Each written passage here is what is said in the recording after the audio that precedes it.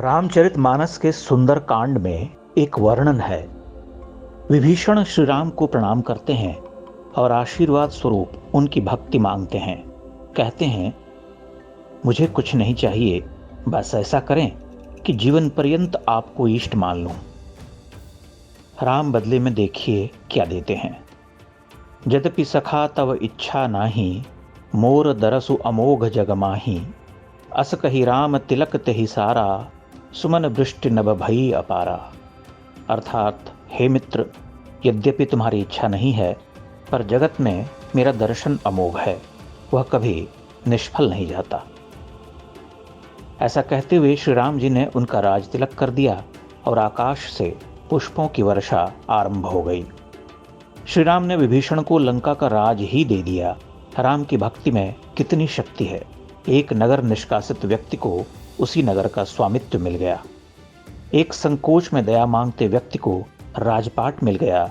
तुलसी जैसे अनाथ को इतना यश मिल गया कि उनके समकक्ष आज भी कोई नहीं।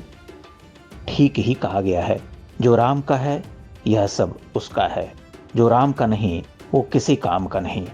उसके लिए कोई सुख नहीं, कोई शांति नहीं। ईश्वर के शरणागत होकर हम वो सब कुछ प्राप्त कर सकते हैं जिसके योग्य हम स्वयं को भी नहीं समझते। शरणागति का यह मार्ग अत्यंत सहज है। रावण ने कठोर तपस्या की, अपना शीश काटकर शिव के चरणों में डालता गया।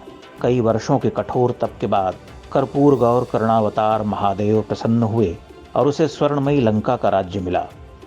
पर विभीषण को वह कठोर तपस्या नहीं करनी पड़ी। उन्होंने केवल करुणानिधि प्रभु श्री राम से उनकी शरणागति मांगी और शरणागत वत्सल भगवान ने शरणागति के साथ साथ स्वर्णमयी लंका का राज्य भी दे दिया। इसी प्रसंग को रामचरितमानस में कुछ इस तरह से व्यक्त किया गया है। जो संपत्ति सिर रावण ही दीन्ही, दिए दस माथ, सोच संपदा विभीषण ही, सकुच दीन्ही रघुनाथ।